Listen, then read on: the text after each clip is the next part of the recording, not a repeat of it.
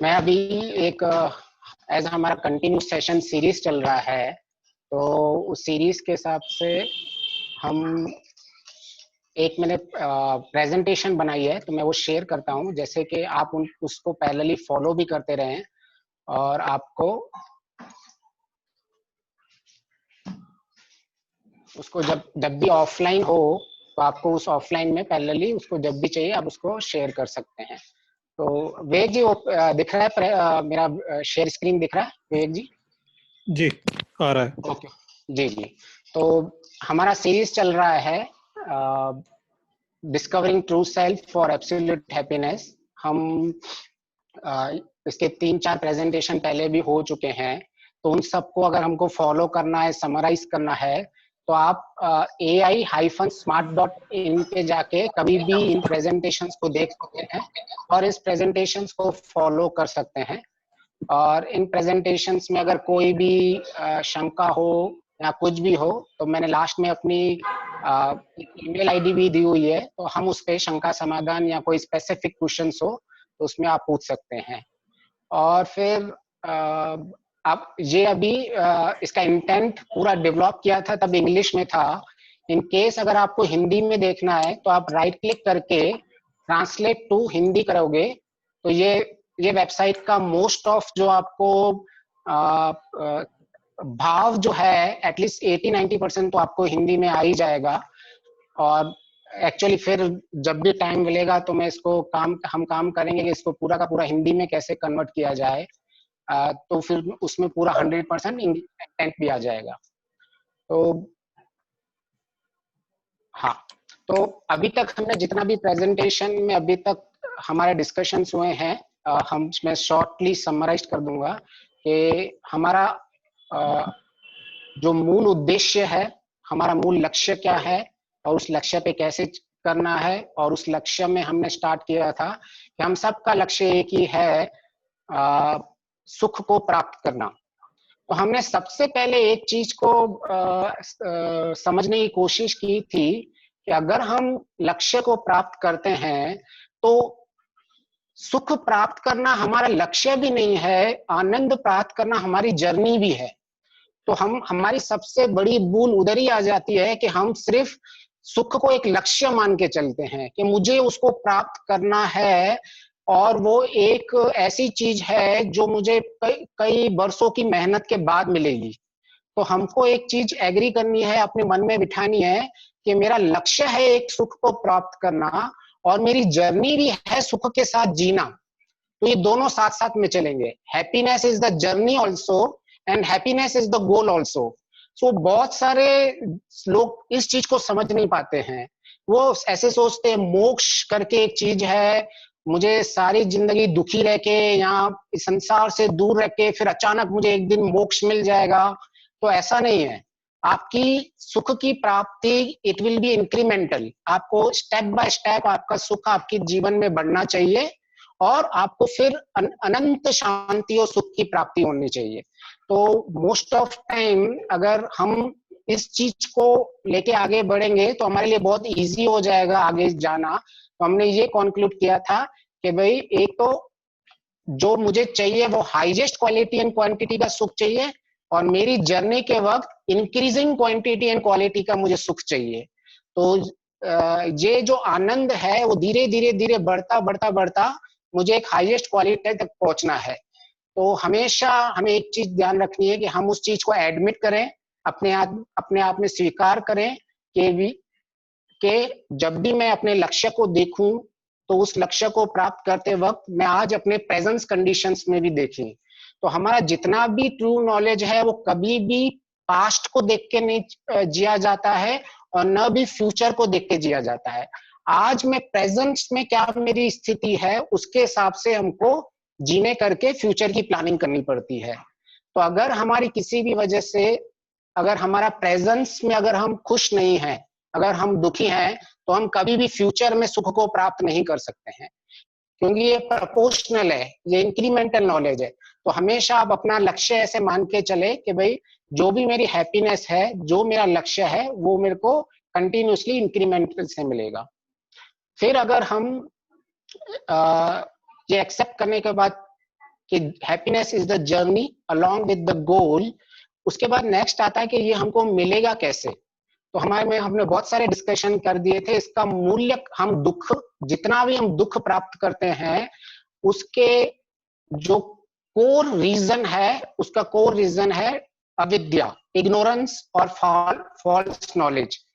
ये हम जितने भी दुखी रहते हैं अपने मिथ्या ज्ञान के कारण दुखी रहते हैं, या किसी ज्ञान के अभाव के कारण दुखी रहते हैं। तो ये हमने देखा कि अभी नेक्स्ट, अगर हमें खुश रहना है, अगर हमें आनंद की प्राप्ति करनी है, और अगर हमें अपने लक्ष्य को प्राप्त करना है, सांसारिक लक्ष्यों को भी प्राप्त करना है, तो हमें एक ट्रू नॉलेज के साथ चलना पड़ेगा और ट्रू नॉलेज को एक्वायर करना पड़ेगा। फिर हमने कई बार लास्ट टाइम हमने पढ़ा कि हमको ट्रू नॉलेज क्या है, हमने ये समझने की कोशिश की। तो हमने अपने आप में ये डिस्कशन में ऑलमोस्ट कंक्लूड किया कि सिर्फ जानकारियां ही ज्ञान नहीं होती हैं।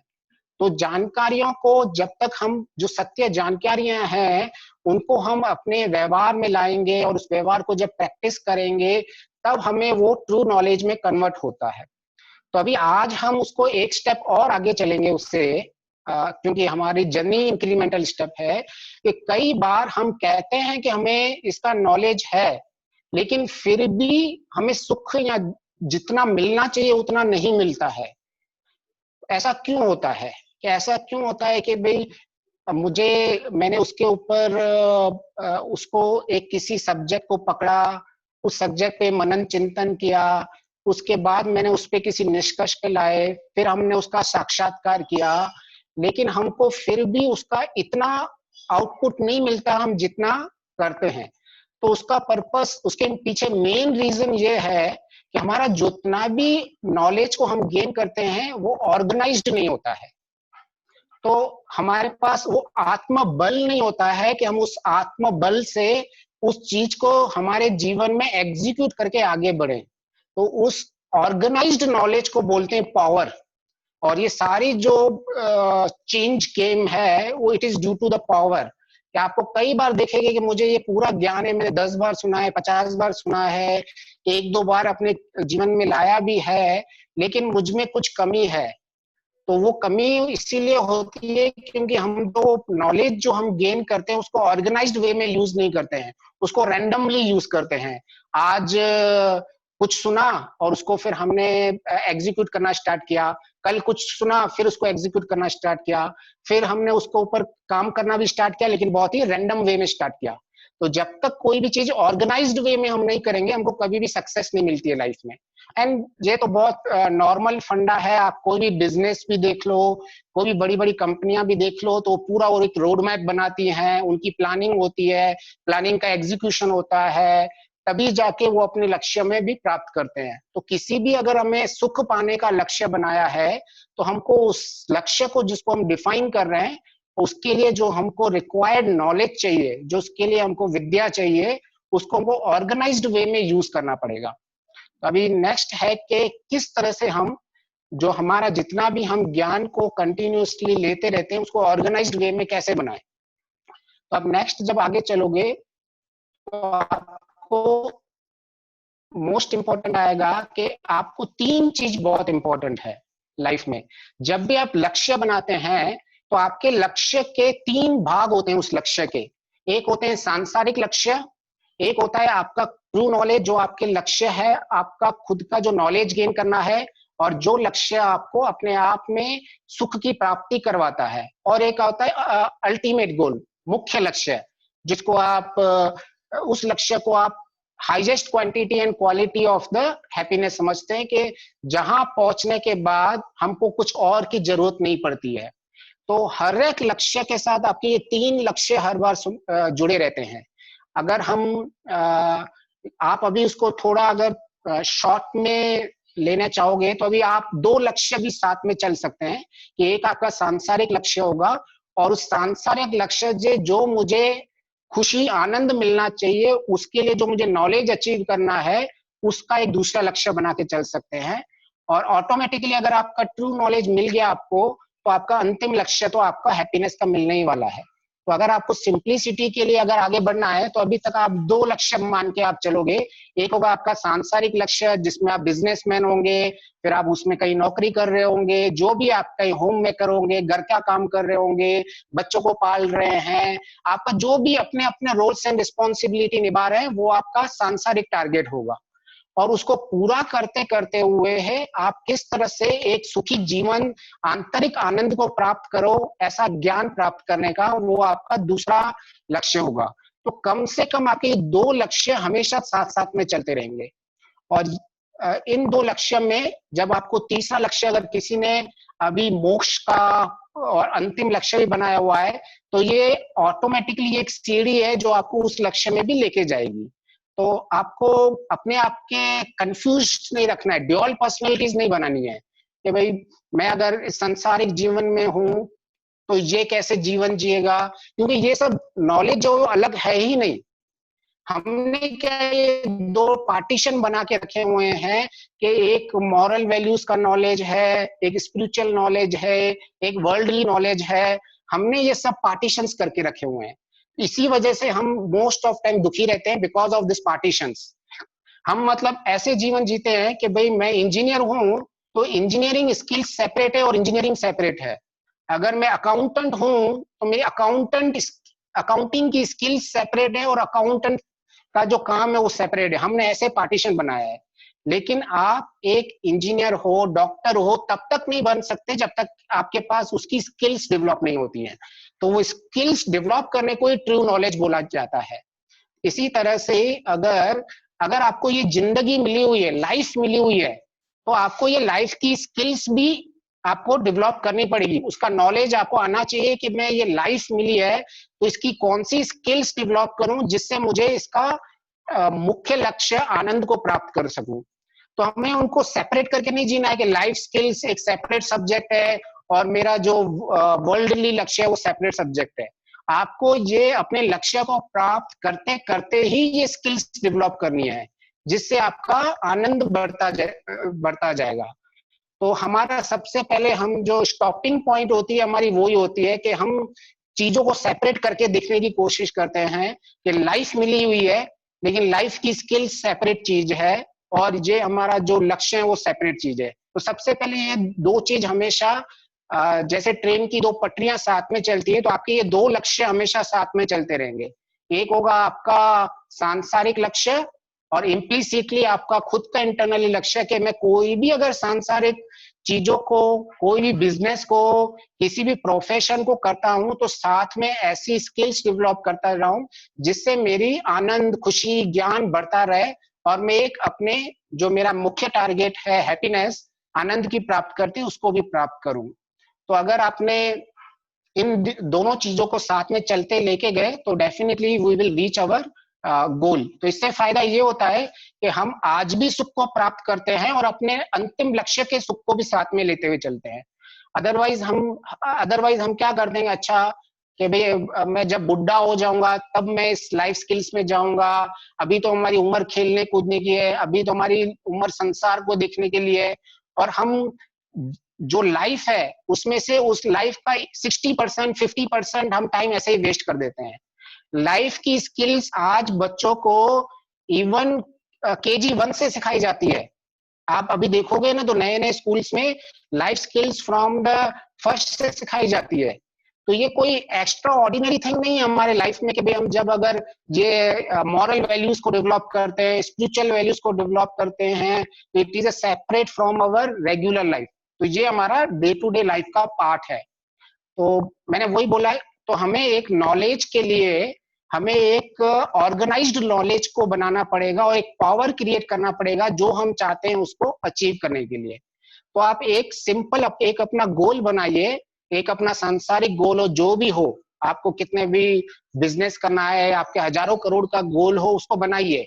साथ साथ में अपना ये इंटरनल लक्ष्य भी बनाते रहिए कि जब भी मैं इन टारगेट्स को अचीव करूं तो मेरा जो गोल है आनंद प्राप्त करने का और सुख को प्राप्त करने का वो कहीं भी खोना नहीं चाहिए। अगर वो मेरा गोल होता है, मेरे टारगेट में प्रॉब्लम है, मेरा ऑर्गेनाइज्ड नहीं है नॉलेज, तो आपको उसको वेल प्लान ऑर्गेनाइज करना पड़ेगा। तो आप अपनी लाइफ में कोई भी ऐसे पेन और पेपर में एक स्ट्रक्चर बना सकते हैं तो मैंने एक छोटा सा ऐसे फ्रेमवर्क बनाया है कि आखिर मुझे अगर नॉलेज है तो किस तरह से मैं उसको ऑर्गेनाइज्ड वे में लेके चलूं, कि ऐसा नहीं कि आज मैंने ये टॉपिक पढ़ दिया तो चलो आज मैं इसके ऊपर ही है ना चिंतन मनन करूंगा, या मैंने ये पढ़ लिया तो सिर्फ यही। तो हमको मेक श्योर करना है कि हमारा एक प्रॉपर फ्रेमवर्क हमारा बने जिसके ऊपर हम दिन रात चलते रहें और हम एक्स्ट्रा फिर इंफॉर्मेशन को गैदर करते रहें और उस इंफॉर्मेशन को हम अपने उस व्यवस्थित ज्ञान का जो हमने फ्रेमवर्क बनाया है उसको डे टू डे फॉलो करते रहें।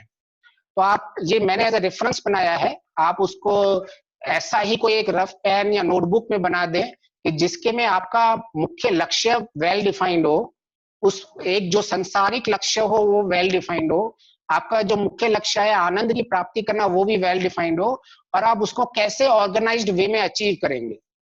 तो मैंने एक सिंपल एआई स्मार्ट फ्रेमवर्क बनाया है। तो एआई मतलब आपको बिल्कुल अंतिम गोल तक लेके जाएगा, जिसको मैंने एब्सोल्यूट हैप्पीनेस, जो अंतिम चरण का लक्ष्य हैप्पीनेस है, जिसको बोलते हैं highest quantity and quality of happiness, वो मेरा एब्सोल्यूट हैप्पीनेस है। दूसरा integrity, I stands for the integrity. तो इंटीग्रिटी अपने आप में एक ऐसी चीज है कि भाई मेरे मन, ब्रेन, दिमाग जो भी कुछ है, it is under someone is watching to them. तो मेरा मन जो है, अगर मैं सोल या स्पिरिट हूं तो मेरा मन मेरे कंट्रोल में होना चाहिए। I am continuously watching them. तो मुझे दूसरों को देखना नहीं है कि दूसरे क्या करते हैं, मुझे दुनिया को रेफरेंस नहीं देखना है कि दुनिया कैसे खुश है कैसे दुखी है, मैं कैसे रिस्पॉन्स कर रहा हूं कंटिन्यूसली उसको देखते रहना है। उसको इंटीग्रिटी बोलते हैं कि कोई आपको सही काम करना है क्योंकि वो सही है। सही काम करना इसीलिए नहीं कि दूसरे समझ रहे हैं वो सही है या दूसरे देख रहे हैं वो सही है, आप मान रहे हो उसको सही है और आप उसको कर रहे हो। आपकी नजर पूरी हर एक विचार पे आपकी नजर है। एक थॉट, इवन सिंगल थॉट आपके ब्रेन में जनरेट होता है तो you know that what I am generating that thought. तो उसको इंटीग्रिटी का एक लेवल बोलता है। फिर दूसरा इंटीग्रिटी का लेवल आ जाता है ईश्वर परिधान। अगर आप धीरे धीरे धीरे धीरे अगर आप सोल लेवल पे अपने आप को जान रहे हो कि भाई मैं जो भी अपना काम कर रहा हूं मेरे कंट्रोल में है, तो धीरे धीरे धीरे फिर आप ईश्वर को देखना स्टार्ट करोगे कि मैं जो भी काम कर रहा हूं, कोई देखे या नहीं देखे, पहले मैं एज अ आत्मा खुद अपने आप को देख रहा हूं, फिर दूसरा ईश्वर देख रहा है। तो इसको योग दर्शन की भाषा में ईश्वर परिधान भी कहते हैं। तो लेकिन आप जैसे बड़ी बड़ी कंपनियों में जाएंगे तो कंपनियों में इसको कोड ऑफ इथिक्स बोला जाता है। पहले पहले इथिक्स पे सिग्नेचर लेते हैं। जब जैसे आप मल्टीनेशनल या किसी भी बड़ी कंपनियों में जाएंगे तो उसमें कोड ऑफ इंटीग्रेशन इथिक्स में सबसे पहले इंटीग्रिटी को सिखाते हैं कि भाई आपको इसीलिए काम नहीं करना है क्योंकि हम देख रहे हैं आपको, आपको इसीलिए काम करना है जो आपको सैलरी मिल रही है, जिस चीज का आपको भुगतान मिल रहा है, आप वो एक्सेप्ट करें और उसके हिसाब से उसको जस्टिफाई करें अपने काम को। तो नेक्स्ट वो, इसीलिए मैंने उसको left side as a ultimate goal रखा है। फिर आप राइट साइड देखोगे तो मैंने उसको स्मार्ट फ्रेमवर्क बोला है। तो ये स्मार्ट का मीनिंग ये है कि भाई हम सब लोग स्मार्ट बनना चाहते हैं। तो एक तो होगा आपका सांसारिक स्मार्टनेस, हमको कोई बुद्धू बन रह के नहीं जीना है जिंदगी में, और ना हमको आध्यात्मिकता बुद्धू बनना सिखाती है, हमको इंटेलेक्चुअल बनना सिखाती है, हमको लॉजिकल बनना सिखाती है, हमको क्रिटिकल थिंकिंग करने के लिए सिखाती है। तो स्मार्ट को जब आप लेते हो तो उसमें मेन चीज को आप कैसे उसको डेली ऑर्गेनाइज्ड वे में जी सकते हैं। तो सबसे पहले satisfaction and serenity, S stands for the satisfaction and serenity. इसी को ही हमने योग दर्शन में बोला गया है संतोष और शांति। तो आज आप देखोगे कि आपका मेरा सबका मोस्ट और सारी दुनिया एक स्ट्रेस से जा रही है, वरीज से जा रही है। तो सबसे पहले स्ट्रेस का मुख्य कारण यही है कि हमारे जीवन में संतोष नहीं है। तो आपको अपनी जब लाइफ की स्किल्स डेवलप करनी है, जब आप अपने संसारिक टारगेट्स को अचीव कर रहे हैं, आप कितना बड़ा भी संसारिक टारगेट बनाया हुआ है या कितना भी छोटा टारगेट बनाया हुआ है, उससे फर्क नहीं पड़ता है। उस टारगेट के साथ साथ अपने स्किल्स को लाइफ के कैसे जोड़ा हुआ है वो इंपॉर्टेंट है।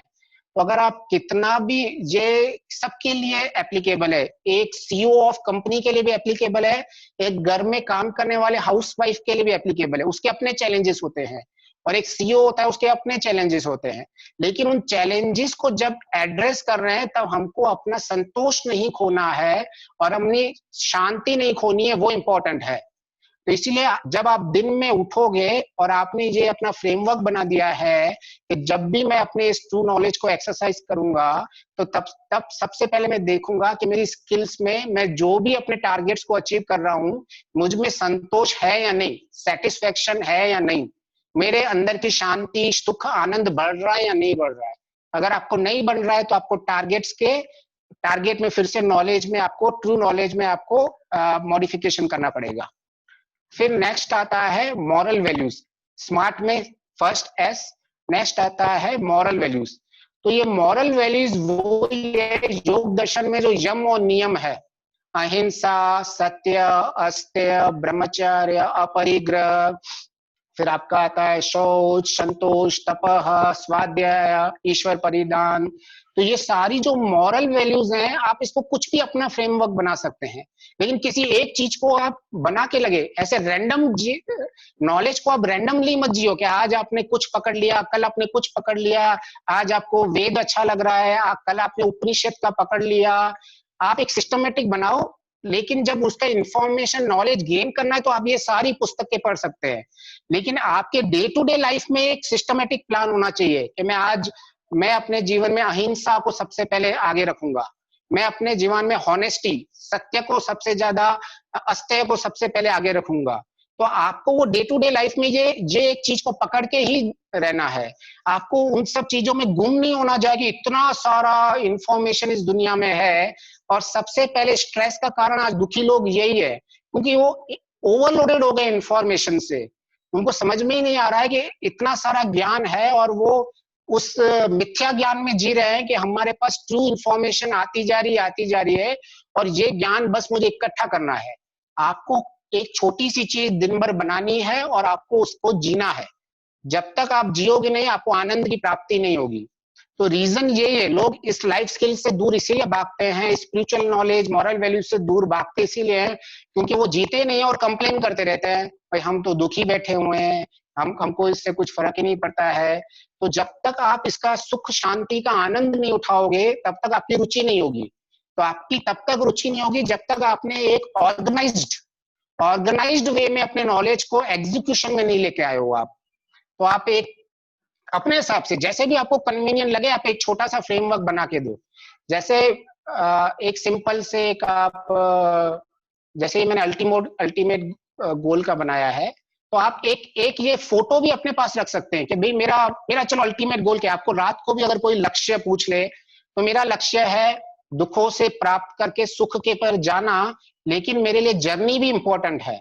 तो आपको वो देखेगा कि ठीक है, ये मेरी जर्नी भी इंपॉर्टेंट है। तो आपको ये एक छोटी सी चीज हमेशा दिमाग में रहनी चाहिए कि आखिर मैं चाहता क्या हूं जिंदगी से। तो ये क्या आपकी सारी ऑर्गेनाइज्ड वे में आप जब जाओगे तो इट्स वेरी सिंप्लीफाइड वे में आप अचीव कर पाओगे अपने लक्ष्य को।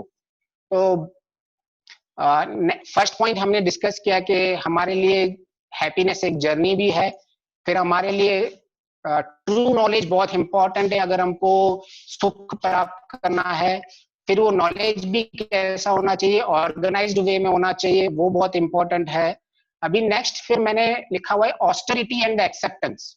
तो ये मैंने एक जो डे टू डे लाइफ में जो मेन इंपॉर्टेंट पॉइंट्स है मैंने उसको शॉर्टलिस्ट करके बनाया है ये स्मार्ट फ्रेमवर्क। ऐसे ही अगर आपका कोई और भी हो आप इसको रेफरेंस ले सकते हैं। रेफरेंस के अलावा अगर कोई आप अपना फ्रेमवर्क बना सकते हैं जिसके अंदर जीना है आपको। आपका मेन लक्ष्य होना चाहिए कि मुझे इसको रोज फॉलो करना है, उस फ्रेमवर्क को रोज मुझे देखना है, मुझे रोज उस पर उन्नति, हर रोज मेरी उस पर उन्नति होनी चाहिए। तो नेक्स्ट आता है ऑस्टेरिटी एंड द एक्सेप्टेंस।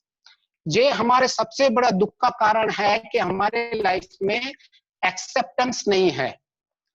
तो जब life is not always the same, change must be accepted because it is the law of nature. जब तक आप इसको स्वीकारोगे नहीं कि भाई परिवर्तन ही एक जीवन है। प्रॉब्लम हमारा सबसे बड़ा दुख का कारण यही आता है, हम परिवर्तन को एक्सेप्ट ही नहीं करते हैं। जब तक हम ये नहीं जानेंगे कि परिवर्तन ही एक जीवन है और मुझे परिवर्तन को स्वीकार करना है, तो आपके लिए लाइफ बहुत ही इजी हो जाएगी। आपके 50, 60, 80% तो दुख आपके ऐसे ही चले जाएंगे। हमारे मोस्ट ऑफ दुखों का कारण वही होता है कि हम स्वीकार नहीं करते हैं। हमको हर एक चीज से प्रॉब्लम होती है। कुछ लोगों को तो सब चीजों में प्रॉब्लम ही दिखती है। अगर सर्दी हो गई है तो उसको सर्दी में प्रॉब्लम, अरे कितनी ठंडी है। अगर सीजन चेंज हो रहा है, गर्मी हो रही है तो गर्मी में प्रॉब्लम, अरे यार कितनी गर्मी है। बारिश शुरू हो गई तो बारिश में प्रॉब्लम, क्या हम घर से बाहर भी नहीं निकल सकते हैं। आप देखो, मतलब सीजन्स हैं, वो चेंज होंगी, वो लॉ ऑफ नेचर है। हम उनको बेसिक चीजों को एक्सेप्ट नहीं करते हैं और उसमें हमारा रोना देना हमेशा लगा रहता है। हम बस ये सीजन है, सर्दी में सर्दी को एक्सेप्ट कर लो, गर्मी में गर्मी को एक्सेप्ट कर लो। नहीं, हमें वो एक्सेप्ट ही नहीं करना है। हमें लगता है नहीं, ये चीजें भी बदलनी चाहिए हमारे हिसाब से। तो जब तक आप लॉ ऑफ नेचर को एक्सेप्ट नहीं करोगे कि भाई change is the law of nature, हर वक्त हर सेकंड परिवर्तन हो रहा है, तो उस परिवर्तन को जब तक आप एक्सेप्ट नहीं करोगे तब तक आप कभी भी डे टू लाइफ में सुख नहीं पाओगे। क्योंकि आप ऑफिस जा रहे हो, अचानक ही आपको एक कॉल आएगा कि भाई अच्छा वो सेल्स वाले ने आपका सेल्स मना कर दिया, तो आप उसको एक्सेप्ट ही नहीं कर पाओगे। फिर आप उसके डायरेक्शंस में मोर एनर्जी डालने के बदले आप दुखी रहोगे। अरे उसने मेरे को ऐसा क्यों बोला, उसने ऐसा क्यों करा, कल तक तो उसने हर 100% चीज सही बोली थी, आज अचानक क्या हो गया है। हम उसी दुख में रहते रहेंगे, हम एक्सेप्ट करके आगे नहीं बढ़ेंगे। तो जब तक हम में स्वीकारता की भावनाएं, नेचर को एक्सेप्ट करने की नहीं आएंगी, तब तक हम कभी भी खुश नहीं रह सकते हैं। तो ऐसे ही ऑस्टेरिटी होता है, तपह। तो मैं पर्सनली अभी इस चीज पे बहुत ही चिंतन मनन कर रहा हूँ। तो ये मेरा फेवरेट है, तपह, द्वंद्वों को सहन करना। तो जैसे हम हर रोज प्रार्थना में बोलते हैं, क्षमा, सरलता, स्थिरता, निर्भयता, अहंकार, शून्यता। तो हम स्टार्ट ही क्षमा से करते हैं कि सबसे पहले मुझ में क्षमा का गुण हो। जब तक तो हम ये रोज प्रेयर करते हैं, हम हवन के बाद आप रोज बोलते हो ये लोग। जब तक आप उस क्षमा को अपने जीवन में उतारोगे नहीं, सरलता को अपने जीवन में उतारोगे नहीं, स्थिरता को अपने जीवन में उतारोगे नहीं, आप में निर्भयता नहीं आ रही है, तो आप में सुख का प्राप्त होगा ही नहीं। आप इधर अहंकार के साथ बैठे रहेंगे, जहां आप इधर आप हमेशा भय में जीते रहेंगे। तो अगर आपको, और मैंने दुख के पहले भी 3 कारण पहले बताए, एक भय, एक बहुत बड़ा फियरनेस जो जब करते हैं वो सबसे बड़ा भय एक हमारा दुख का कारण होता है। दूसरा हमारा बंधन दुख का कारण होता है। दूसरा हम अनसेटिस्फाइड रहते हैं, उसके लिए हमारे दुख के ये मुख्य 3 कारण मैंने बताए हुए हैं। ऐसे दुख के और भी कारण होते हैं, लेकिन ये मुख्य 3 कारणों में मैंने उसको डिवाइड किया है कि अगर आपको इन 3 कारणों को एड्रेस करना है तो आपको सबसे पहले एक्सेप्ट करना और तपह करना सीखना पड़ेगा। फिर R stands for responsibility with love. अभी हम इतना ज्ञान प्राप्त करते हैं, हमारा मूल का दुख का कारण होता है एक्सपेक्टेशंस बहुत ज्यादा रहती हैं, हमारी अपेक्षाएं बहुत ज्यादा रहती हैं, हमारी कामनाएं बहुत ज्यादा रहती है, हमारे डिजायर्स बहुत ज्यादा रहती है। तो कैसे हम कम से कम अपेक्षाओं से जिए, कैसे कम से कम कामनाओं के साथ जिए, तो हम सारे अपने लक्ष्य को प्राप्त कर सकते हैं, हम अगर हम उसको अपना कर्तव्य मान के चले। जैसे ही आपने अगर टारगेट को, संसारिक टारगेट को भी आपने अगर अचीव करने के लिए प्लान बनाया है, तो आपको सबसे पहले रखना पड़ेगा ये सारे काम मेरे कर्तव्य है, इसीलिए मैं कर रहा हूं। क्योंकि आपका जो भी कर्तव्य भाव के बाद जब कोई आप काम करते हैं तो आपकी कोई एक्सपेक्टेशन नहीं रहती है। अगर मैं अपने फैमिली के लिए कुछ, जैसे माँ बाप अपने बच्चों के लिए करते हैं, तो वो क्या करते हैं, वो एक्सपेक्ट करते हैं कि अपने बच्चों से कि भाई मैं इतना कमा के ला रहा हूँ, मैं इतना घर में खाना बना रही हूँ, मेरे बच्चे मुझे रिटर्न में ये दे, मेरे बच्चे मेरे लिए फिर ये करे। तो नहीं, ये हमारा कर्तव्य है। तो जब हमारा कर्तव्य का पालन करते हैं तो हमारी कोई एक्सपेक्टेशन ही नहीं रहती है, हमारी कोई कामनाएं कम से कम में जीते हैं। तो इसीलिए रिस्पॉन्सिबिलिटी हमारे डे टू डे लाइफ का काम का है। तो इसीलिए रिस्पॉन्सिबिलिटी को बहुत ही इंपॉर्टेंस दिया गया है सब जगह। क्या आखिर अदरवाइज क्या लोगों में, जैसे ही आप बोलोगे हमको निष्काम कर्म करना चाहिए, तो आप लोगों को बोले निष्कामता क्या होती है। तो निष्कामता का मतलब ही यही होता है कि आप हर अपने कर्तव्यों का पालन करते रहें, लेकिन उसके बदले अटैचमेंट न रखें और एक्सपेक्टेशन नहीं रखें। आप जिस तरह से एक माँ बाप अपने कर्तव्यों का पालन करते करते अपने बच्चों को बड़ा करता है, ऐसे ही आपका कर्तव्य का पालन सबके लिए करना है। आप अगर ऑफिस में हो तो आप अपने कर्तव्य का पालन करो, जहां भी हो आपको अपने रिस्पॉन्सिबिलिटी समझनी चाहिए। तो नेक्स्ट फिर इसलिए responsibility starts for the responsibility with love. फिर नेक्स्ट रखा हुआ है टॉलरेंस। ये जो टॉलरेंस वही है क्षमा शक्ति।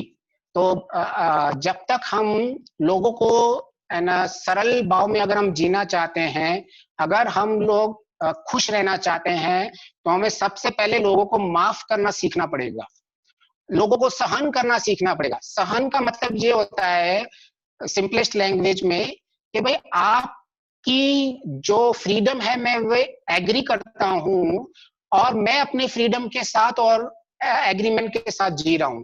मैं जो भी अगर आपके इसका मतलब ये नहीं है कि हमको विक्टिमाइज्ड करके जीना है। टॉलरेंस का मतलब ये होता है कि भाई आपके कारण मैं दुखी नहीं होऊंगा। अगर आप मुझे कोई कष्ट पहुंचाने का अगर साहस कर रहे हो तो मैं उसको टॉलरेट कर दूंगा और मैं दुखी नहीं हूंगा, लेकिन मैं अपने कर्तव्य का पालन जरूर करूंगा, मैं यथा योग्य व्यवहार जरूर करूंगा, मैं धर्म अनुसार व्यवहार जरूर करूंगा, लेकिन मैं उसकी वजह से दुखी नहीं रहूंगा और आप मेरे दुख का कारण नहीं होंगे। तो सबसे पहले टॉलरेंस, सहन शक्ति, इसी को ही बोला जाता है, क्षमा, सरलता। इसीलिए हम सबसे पहले यज्ञ के प्रार्थना में इन सबको इंपॉर्टेंस देते हैं। जैसे ही आपने किसी को क्षमा कर दिया तो आप अपने दिमाग में उसके लिए कोई भी जो अशांति जिस चीज ने आपके दिमाग में क्रिएट कर दी, आप बिल्कुल शांत हो जाते हैं। आप बिल्कुल ही सोचने लगते हैं अच्छा ठीक है, वो जो कुछ कर रहा है वो अपना काम कर रहा है, मेरी शांति नहीं हटनी चाहिए। तो आप अगर ऑफिस में हैं, घर पे भी है, तो अगर आपको सपोज किसी को अगर है ना सहन करना पड़ता भी है तो आप खुशी खुशी उसको सहन कर लीजिए और आप प्रॉपर रिस्पॉन्स भी दीजिए। भाई आपका व्यवहार ये मुझे समझ में नहीं आता, आप इसको ठीक कर लीजिए, बस आपका काम उतना कहना है। लेकिन आप उसको कंट्रोल करोगे, आप पूरी की पूरी उसको ठीक करने की कोशिश करोगे और आप फिर वो जिम्मेदारी लोगे कि जब तक वो ठीक नहीं होगा मैं सुख नहीं प्राप्त करूंगा। मेरी सुखी तो दूसरे के ऊपर डिपेंड है, मेरा आनंद तो दूसरे के ऊपर डिपेंड है। तो ये आपको तब तक आपको आनंद नहीं मिल सकता। आपको टॉलरेंस के अंदर, क्षमा शक्ति के अंदर सबसे पहले ये रहना है कि मैं अपने सुख का कारण मैं खुद हूं। I am responsible for my own happiness. मुझे कोई भी विचलित नहीं कर सकता, मुझे कोई भी अशांत नहीं कर सकता है। मैं अपने कर्तव्यों का कर्म करता रहूंगा और आगे बढ़ता रहूंगा। तो ये ऐसा मैंने एक सैंपल, एक रेफरेंस फ्रेमवर्क बनाया है। अगर आपको ये फ्रेमवर्क ठीक लग रहा है तो आप भी इस फ्रेमवर्क को फॉलो कर सकते हैं, या इसी फ्रेमवर्क में आपको जो और ऑलरेडी आप फॉलो कर रहे हैं उसको डालिए, लेकिन उसको ऑर्गेनाइज्ड वे में जिए, एक रैंडम वे में मत जिए। तो क्योंकि आपको जब तक इस नॉलेज का आनंद प्राप्त नहीं होगा ना, आपकी रुचि नहीं होगी। और जब आप ऑर्गेनाइज्ड वे में जीना शुरू कर दोगे तो आपको उसका डे टू डे लाइफ में आनंद प्राप्त करना होना स्टार्ट हो जाएगा। सो ये एक छोटा सा फ्रेमवर्क आप रिफर कर सकते हैं जब भी चाहिए, और अपना या अपना फ्रेमवर्क बनाइए, बट मेक श्योर कि भाई आप बनाइए जरूर। एक पेपर और पेन पे बना के रखिए, एक पेपर में एक शब्द ही लिख लीजिए, क्योंकि शास्त्रों में ऐसा बोला है कि आपको सारे वेद भी पढ़ने की जरूरत नहीं है, सब कुछ पढ़ने की जरूरत नहीं है। एक शब्द अगर आपके जिंदगी में उतर गया तो आपकी वो लाइफ चेंज कर लेगा। एक शब्द, मैं तो बड़ी बड़ी बातें भी नहीं कर रहा हूं, एक शब्द। आप किसी एक शब्द को पकड़ के लीजिए कि भाई मैं सत्य का पालन करूंगा, या मैं हॉनेस्टी का पालन करूंगा, या मैं मेक श्योर करूंगा कि मैं दूसरों के वजह से मैं दुखी नहीं हूं। कोई भी आप एक चीज को पकड़ के रख दीजिए, इन सब में से कोई भी एक चीज बहुत है, लेकिन उसको आप जीने की कोशिश कीजिए, तभी आपको सुख प्राप्त होगा। अदरवाइज आप एक एक्चुअली दुनिया के लिए एक रॉन्ग मिसाल बन जाओगे।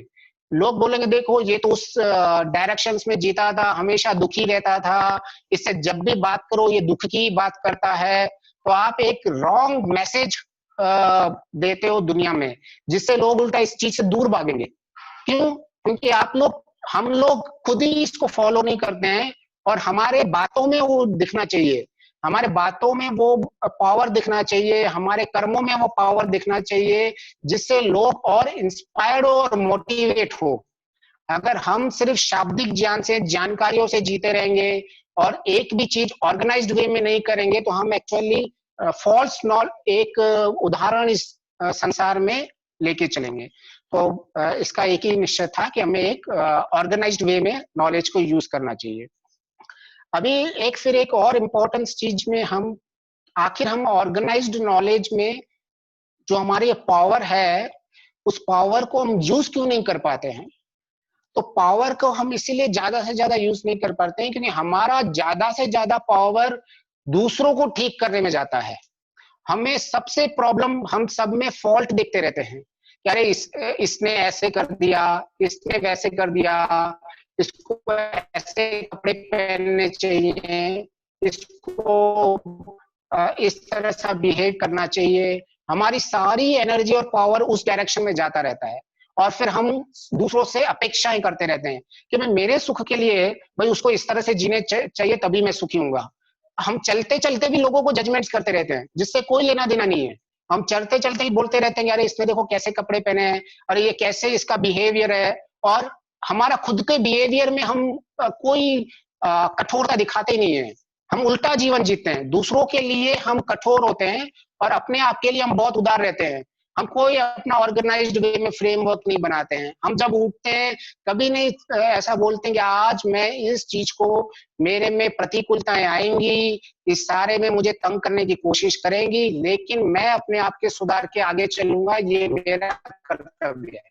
नहीं, जब तक मेरा बेटा सही नहीं चले, जब तक मेरी बेटी सही नहीं चले, जब तक मेरा पड़ोसी सही नहीं चले, जब तक मेरा बॉस ऑफिस में सही नहीं चले, तब तक मैं खुश नहीं रहता। हमने कंडीशनल सुख को कंडीशनल बना दिया, दूसरों के हवाले कर दिया है। दूसरे डिसाइड करते हैं कि हम कब खुश हों और कब हम दुखी हों। तो हमको happiness should not be conditional, we should not depend upon the others that they are responsible for my unhappiness and all that। तो आप जिंदगी में कभी सुख नहीं रह सकते हैं अगर आपकी अपेक्षाएं हैं कि भाई ये ऐसे इसको करना चाहिए तभी मैं सुख हो सकता हूं, तब तक आप जिंदगी में कभी सुख नहीं रहना। आपको अपेक्षाएं रखनी नहीं है, लेकिन आपको अपने कर्तव्य का पालन करता रहना है कि मेरा कर्तव्य क्या है, मेरा सॉल्यूशन मैं क्या दे सकता हूं इस समय में। मेरे पास प्रॉब्लम्स तो बहुत है डिस्कस करने के लिए कि दुनिया में कोरोना चल रहा है, मोदी ऐसा कर रहा है, ये स्टेट गवर्नमेंट ऐसा कर रही है, ये कर रही है, वो कर रही है। सारा पावर हमारा उस वेस्ट करता रहता है और हम ऑर्गेनाइज्ड वे में जहां एनर्जी जनरेट करनी चाहिए हम वहां ध्यान करते ही नहीं है। तो हमारा बिगेस्ट जो दुख का कारण वही होता है कि हमारा पावर वेस्ट होता है और वो जो ऑर्गेनाइज्ड नॉलेज को हम पावर पे कन्वर्ट ही नहीं कर पाते हैं, हम सिर्फ दूसरों के फॉल्ट फाइंडिंग में लगे रहते हैं। तो आपको जीवन में उल्टा जीना है, दूसरों को आपको उल्टा ग्रांटेड लेना है, उधार लेना है कि ठीक है ये ऐसा बिहेव करना है, इसकी ये आजादी है, इसको जैसा करना है कर दो, मैं अपने कर्तव्य का पालन करूंगा। मैं इसको बोल दूंगा कि भाई साहब अगर वो भी मेरे अधिकार में आता है, अगर मेरे अधिकार में नहीं आता है तो मुझे वो भी नहीं बोलना है सामने वाले को कि आपको ऐसा नहीं करना चाहिए। मेरे अधिकार में आता है और मेरा अधिकार है उसको बोलना, तो मैं सिर्फ इतना ही बोल सकता हूँ कि भाई साहब आपको ऐसा नहीं करना चाहिए। वो भी अगर वो सोशल में है, क्योंकि आपकी सोसाइटी की रिस्पॉन्सिबिलिटी हो जाती है, कर्तव्य हो जाता है, तो आप सिर्फ इतना बोल सकते हैं। लेकिन आप ये एक्सपेक्ट नहीं कर सकते हैं कि आपके बोलने के साथ वो नहीं करेगा। आपने अपने कर्तव्य का पालन कर दिया। लेकिन हम क्या करते हैं, अरे ये ऐसा है, इसको मेरी तरह चलना चाहिए। अरे उसको, उसकी आजादी, आप उसको छोड़ दो, उसकी वजह से आपको दुखी नहीं रहना है। आपका दुख का मुख्य कारण यही है कि आप सारा एनर्जी दूसरों के ऊपर लगा रहे हैं। अब बचपन में मेरी माँ एक चीज बोलती थी कि भैंस बोले गाय को चल पूछ काली। तो आपको अपने आप में एक भैंस और भैंसा देखना चाहिए। तो मैं थोड़ा और कठोर हमेशा बोलता हूँ, हमेशा एक बार मैं हमेशा बोलता हूँ कि आपको अपने में, अगर आपको भैंस दिखना चाहिए, बंदर दिखना चाहिए, आप में गधा दिखना चाहिए, आपको अपने आप में कठोरता दिखनी चाहिए कि मैं खुद काला लगा पड़ा हूं पूरा, मुझ में इतनी बुराइयां लगी पड़ी हैं और मैं दुनिया से एक्सपेक्ट कर रहा हूं कि उसकी इतनी छोटी सी पूंछ काली है और भैंस बोल रही है। ये बचपन में मेरी माँ मेरे को बताती रहती थी डिफरेंट डिफरेंट कॉन्टेक्स्ट में। लेकिन इसमें इतनी बड़ी सत्यता है, आज हम खुद वो जी नहीं पा रहे हैं। आज हम है ना, जैसा वो उदाहरण है या जैसा कोई भी वाक्य है, हम वैसा का वैसा रियलिटी में जी रहे हैं। हम सिर्फ दूसरों को दोष देख रहे हैं। तो हमेशा हमें अपने आप पे कठोर रहना चाहिए और दूसरों में हमेशा उदार रहना चाहिए। आपको सीरियसली, अगर आपको लग रहा है कि भाई अपने आप को सीरियसली भैंस देखना स्टार्ट कर दो, अपने आप को भैंसा देखना स्टार्ट कर दो। अरे ये क्या कर रहा हूं मैं अपने आप को ठीक करने के बदले दूसरों में एनर्जी वेस्ट कर रहा हूँ। आपको ये सारा नॉलेज, अगर चंदन की लकड़ियों को तो गधा समझना अपने आप को स्टार्ट कर दो, ये क्या हो रहा है, इतना सारा नॉलेज है फिर भी मैं दुखी हूं, क्यों? क्योंकि आपको जो ये मनुष्य जीवन मिला हुआ है, इतनी लाइफ मिली हुई है, आपको उसको जस्टिफाई करना ही पड़ेगा। कठोरता आप में आनी चाहिए, कठोरता आपके फॉल्ट देखने में आनी चाहिए, कठोरता आप में आनी चाहिए कि क्या मैं बंदर की तरह एक मटकी में हाथ रख के हमेशा बैठा हुआ हूं और मैं इन सब चीजों के लोभ के कारण जी नहीं पा रहा हूं। तो आप देखो, आपको ये, हमें अगर ये इंसान का जन्म मिला हुआ है तो हमें उसको जस्टिफाई करना पड़ेगा कि हमें ये इंसान क्यों है। तो मैंने इसीलिए मैं बार बार बोल रहा था कि जो भी हमारी जानकारियां हैं, तो मनुष्य वो है जो मनन करता है, मनुष्य का मुख्य गुण ही वो है जो मनन करता है। तो अगर आप मनुष्य हैं, हम लोग सब मनुष्य हैं, तो आपको मनन चिंतन करना ही पड़ेगा जितनी आप जानकारियां इकट्ठी कर रहे हैं। अदरवाइज ये ओवरलोडेड इंफॉर्मेशन जो आप यूज कर रहे हैं मार्केट में, जितनी भी व्हाट्सएप में या जो भी कुछ है, तो आपको वो सब कुछ आपके एक बहुत बड़ा नुकसान कर लेगी। वो उसी तरह से होंगी कि ये सारी चीजें कि भाई आपको लगेगा कि भाई इतनी सारी पॉजिटिव चीजें हैं, क्यों मुझ में अभी तक वो पॉजिटिविटी नहीं आ रही है। तो उसका आंसर एक ही है कि आप एक जानकारियों को, ट्रू जानकारियों चिंतन मनन करके आगे बढ़े और उसको फिर आनंद से जिए। अभी हम क्या होता है, व्हाट्सएप में एक छोटा सा कोई मैसेज भेज दे तो हम दुखी हो जाते हैं, ये छोटा सा कोई मैसेज भेज दे, या हम कोई व्हाट्सएप में मैसेज भेज देते तो हम एक्सपेक्टेशन रखने कर देते हैं। तो आपको कोई बड़ी बड़ी चीजें नहीं लाइफ में करनी है, आप छोटी छोटी चीजों से स्टार्ट करें। तो भाई ठीक है, आप व्हाट्सएप इतना यूज करते हैं कि ठीक है, अगर इसने बोला, इसने ये इसका विचार है, उसको बोलने दो, मेरा क्या जाता है। फिर अगर आप कोई मैसेज भी भेजते हैं तो आप एक्सपेक्टेशन मत रखो कि मेरे मैसेज के बदले इन सबको अच्छा लगना चाहिए मेरे मैसेज में। आपका कर्तव्य है, आपने जानकारी दे दी, बस खत्म। आपका कर्तव्य, आपके पास अच्छी जानकारी है तो आपने भेज दी, अभी उसको कोई देखेगा, उसको पढ़ेगा। अगर आपने ये सारी एक्सपेक्टेशन लगा के रखी है तो आप कभी सुखी नहीं होंगे। तो जैसे ये कोरोना लॉकडाउन के समय सब लोग कुछ ना कुछ कर रहे थे, तो मुझे लगा कि मैं क्या कर सकता हूँ, तो मैंने ये वेबसाइट बना दी। और वेबसाइट के वक्त मैं बोला मैं कुछ नहीं कर सकता हूँ, कम से कम इतना तो कर सकता हूँ कि मेरे पास जो नॉलेज है मैं वो दुनिया को दे दूं। और वो नॉलेज अगर कोई खुश रह पा रहा है, अगर उसके जीवन में खुशी बढ़ रही है, तो उससे ज्यादा मैं क्या कर सकता हूँ। तो मुझे कोई एक्सपेक्टेशन नहीं है कि मेरी वेबसाइट सब लोग देखेंगे, मैंने इतनी मेहनत की हुई है, मैंने अपने कर्तव्य का पालन कर दिया। और मुझे उसके बाद कोई भी एक्सपेक्टेशंस नहीं होनी चाहिए कि मुझे इतने रिव्यू कमेंट्स मिलने चाहिए, मुझे XYZ होना चाहिए। आप अपने कर्तव्य का पालन करते रहें, बस सिंपल। और आपको छोटी छोटी चीजें से ही आपका इंक्रीमेंटल नॉलेज बढ़ेगा। तो आप छोटी छोटी चीजें लें, आप व्हाट्सएप के मैसेजेस ले लो। आप अभी जैसे कि भाई बहुत सारे लोग वर्क फ्रॉम होम कर रहे हैं, तो वर्क फ्रॉम होम में जब करते हैं तो आपको छोटे छोटे, आपके घर में बच्चे होंगे, तो आपके जब भी आप इम्पोर्टेंस कॉल कर रहे होंगे, डिजाइन डिस्कशन कर देंगे, तो छोटा बच्चा आएगा और आपके सामने कुछ ना कुछ लेके आएगा, इस गुड़िया की फ्रॉक देखो, और आप बोलोगे, और फिर आप इरिटेट होते रहते हैं, ये क्या है कि भाई मैं इतना काम कर रहा हूँ और ये मेरे को तंग कर रहा है। तो उसमें भी आपको एक्सेप्टेंस लेके आना पड़ेगा कि भाई मैं जो काम कर रहा हूँ वो मेरे लिए इंपॉर्टेंट है, और जो वो बच्चा काम कर रहा है वो उसके लिए इंपॉर्टेंट है। जितना उसमें ज्ञान है वो उसके हिसाब से सामने वाला काम करता रहता है। लेकिन हम क्या करते हैं, हम सबसे एक्सपेक्टेशन मैच्योरिटी की एक्सपेक्टेशन करते हैं कि भाई हर एक इंसान इतना मैच्योर होना चाहिए, उसमें इतना नॉलेज होना चाहिए कि मुझसे वो सही व्यवहार करे। और यही एक्सपेक्टेशन हमारे दुख का कारण होती है। हम सबसे डिजायर्स, एक्सपेक्टेशंस कि भाई हम हमेशा ऐसा सोचते रहते हैं कि भाई मैं इतना अच्छा चला हूं इसके साथ, लेकिन ये मेरे साथ इतना बुरा क्यों चल रहा है। और हमारी उसके साथ एक्सपेक्टेशन बन जाती है कि मैं अच्छा चला हूं मतलब उसको भी अच्छा चलना ही पड़ेगा, ये भाई रूल है। भाई आप, रूल वो नहीं है, लॉ ऑफ नेचर परिवर्तन है, वो फ्री फ्री है कि आपके साथ अच्छा चले कि नहीं चले। तो आपको उस वक्त दो चीज का इंपॉर्टेंस रखना है, उसको दो चीज की तरह सोचना है कि ठीक है, जिस तरह हम बच्चों को एक्सेप्ट करके और उनके साथ खुशी खुशी रहते हैं, हम एक अगर कोई बीमार आदमी हॉस्पिटल में होता है तो क्या हम उसके साथ लड़ने जंगने लग जाते हैं कि आप ये कैसा बिहेवियर कर रहे हो? वो बेचारा खुद ही बीमार है, इसलिए वो ऐसा व्यवहार कर रहा है। उसकी खुद की अभी तक इतनी मैच्योरिटी नहीं आई है, इसलिए वो बेचारा व्यवहार कर रहा है। तो आप में उल्टा करुणा का है ना भाव आना चाहिए, उसके ऊपर आप में एम्पैथी डेवलप होनी चाहिए, सिंपैथी डेवलप होनी चाहिए, किस तरह से इस बेचारे को या बेचारी को मैं मदद कर सकूं। लेकिन हम क्या करते हैं, उससे द्वेष करते रहते हैं, ये ऐसा है तो मैं तो जब तक ये ठीक नहीं होगा तब तक मैं इसको छोड़ूंगा नहीं। अरे वो बेचारा पहले से ही बीमार आदमी है, पहले से ही वो, मतलब मैं बीमार बोल रहा हूँ, एक मेंटल इलनेस को बोल रहा हूँ ज्ञान की दृष्टि से, कि वो बेचारा इतना ज्ञान की दृष्टि नहीं है उसके पास, इसीलिए वो बेचारा बिहेव करना ऐसा कर रहा है। उस बेचारी के पास ज्ञान की दृष्टि वो लेवल नहीं है, इसीलिए वो बेचारी, तो आपको उसको द्वेष के बदले उसके साथ कनेक्ट करके आपको उसको सहायता करनी है।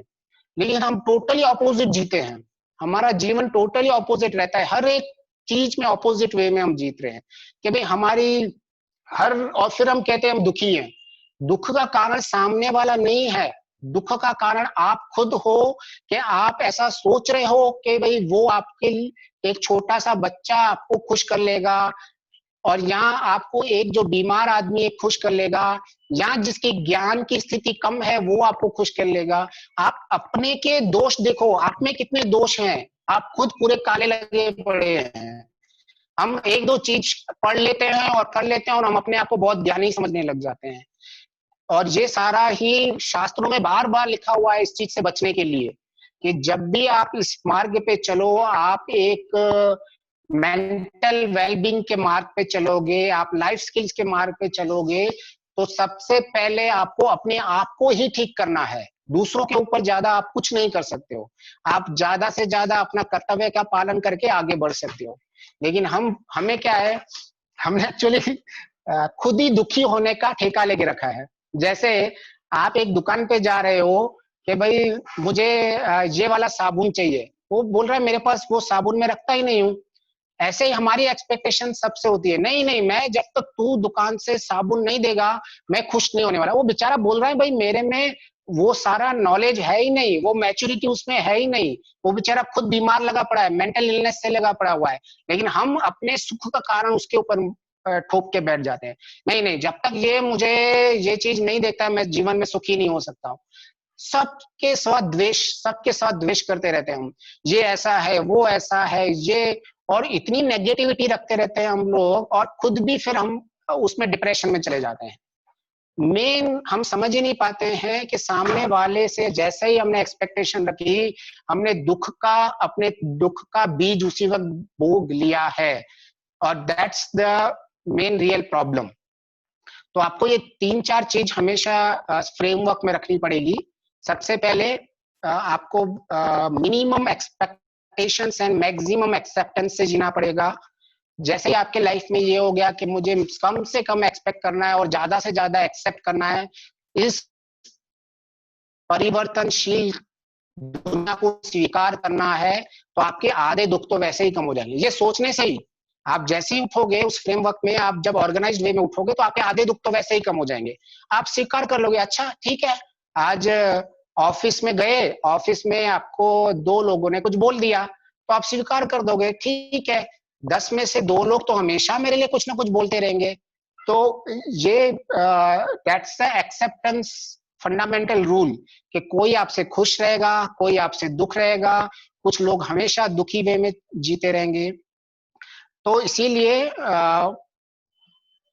हम जब दूसरों के फॉल्ट्स को छोड़कर अपने फॉल्ट्स को, दोषों को दूर करना स्टार्ट करते रहते हैं, तो हमें उस आनंद की प्राप्ति होती जाती है। तो जब मैं वो बार बार आनंद बोल रहा हूं, तो मैं वो साइंटिफिक आनंद बोल रहा हूं, ये कोई वर्चुअल आनंद नहीं है। हमारे में जो सत्व, रज और तम गुण होते हैं, तो जब भी हमारे मन की सात्विक स्थिति बढ़ जाती है तो हमारी शांति और सुख बढ़ जाता है। तो ये बहुत ही प्रैक्टिकल है कि भाई जैसे जैसे आपके सत्व गुण के भाव बढ़ते जाते हैं मन के, और ये आपको सबसे पहले स्टार्ट आपको सत्व गुण के सुख से ही स्टार्ट करना पड़ेगा, फिर ही आप उससे भी परे होके सुख के आनंद में, जो अल्टीमेट गोल में जाओगे, तो आपको उससे भी ज्यादा सुख मिल सकता है। तो ये वेरी प्रैक्टिकल है कि जैसे जैसे आप काम, क्रोध, मोह, लोभ, ईर्ष्या, इन सब से दूर होते रहते हैं, आप फॉल्ट फाइंडिंग से दूर रहते हैं, नेगेटिविटी से दूर रहते हैं, तो ऑटोमेटिकली आनंद उत्पन्न होता जाता है। उसके लिए आपको एफर्ट नहीं लगाना पड़ेगा, आप सिर्फ गंदगी को दूर हटाओ। आपको अपने आप ही दूसरी तरह से पाइप में चैनल, जैसे आपको पाइप में कोई गंदगी पड़नी है तो आपको गंदगी हटाने के बाद पानी चालू नहीं करना पड़ता है, वो आनंद स्रोत तो कंटिन्यू बह ही रहा है, हैप्पीनेस सब जगह ही है, हमने उसको ब्लॉक करके रखा है। तो जब तक हम उसको अनब्लॉक नहीं करेंगे तब तक हम हैप्पीनेस को और आनंद को प्राप्त नहीं कर सकते हैं। तो ऐसे ही आप 11:45 हो चुके हैं, तो मैं बस अपना संक्षिप्त में आज करता हूँ, इसको एंड अप कर देता हूँ कि भाई आप सिंपल जो भी लक्ष्य है उसको सामने रखिए, सांसारिक लक्ष्य को भी सामने रखिए। आपको करोड़ों हजारों करोड़ कमाने हैं, कमाइए, क्योंकि धर्म के लोग कमाएंगे नहीं तो अधर्मी के लोगों के पास चले जाएंगे, उसमें कोई बुराई नहीं है। लेकिन आपके साथ साथ में आपका जो लाइफ स्किल्स का गोल है, अपने आप को आनंद की प्राप्ति का जो आपका गोल है, जो आपका अपने आप के इम्प्रूवमेंट का गोल है कि मैं अपने फॉल्ट पहले देखूं, तो उससे ही आपका जिस तरह से स्लोली आनंद का आएगा। तो हम तुरंत अभी अगर 2 मिनट लग देते हैं, अगर किसी के पास कोई प्रश्न हो तो वो प्रश्न कोई पूछ सकता है, आइदर हम अभी ले लेंगे या अगर कोई बड़ा होगा तो हम उसको बाद में ले लेंगे। मैं जस्ट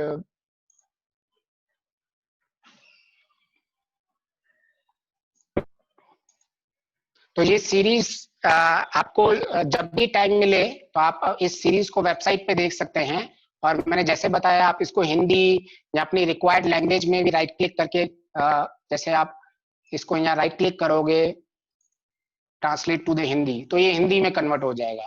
तो आप कभी भी जब भी इसको आपको लगे कि आपको रिव्यू करना है, इस सबको देखना है, तो आप इस वेबसाइट के थ्रू जा सकते हैं और पूरा डेटा को ले सकते हैं। और ये जस्ट मेरा चिंतन मनन और प्रैक्टिकल जितना भी मैंने किया है वो है। आप फीडबैक भी दे सकते हैं, अगर कोई इंप्रूवमेंट करना है तो इंप्रूवमेंट भी कर सकते हैं, but somewhere I want that we need to start. ये हैप्पीनेस की जर्नी ऐसी है कि आप स्टार्ट करो, वही बहुत है। आप स्टार्ट करोगे तो अपने आप ही ये आपको लॉ ऑफ अट्रैक्शन की तरह अट्रैक्ट करता रहेगा, और आप इस तरह से सारे लोगों दुनिया में समस्या होंगी, लेकिन आप उस समस्याओं को रिस्पॉन्स करके और आप हमेशा आनंद में जीते रहेंगे, और आपके उसके आनंद की आगे बढ़ती रहेगी। और ये बिल्कुल ही प्रैक्टिकल है, आप थोड़ा बहुत भी इसको अगर लाइफ में प्रैक्टिस में लाएंगे तो आपके 100% आपको इसमें से लाभ होगा। तो मैं अपनी अभी मैं समाप्त कर देता हूं, और पंडित जी अभी आप इसको आगे कार्यक्रम को ले सकते हैं नेशनल एंथम के लिए।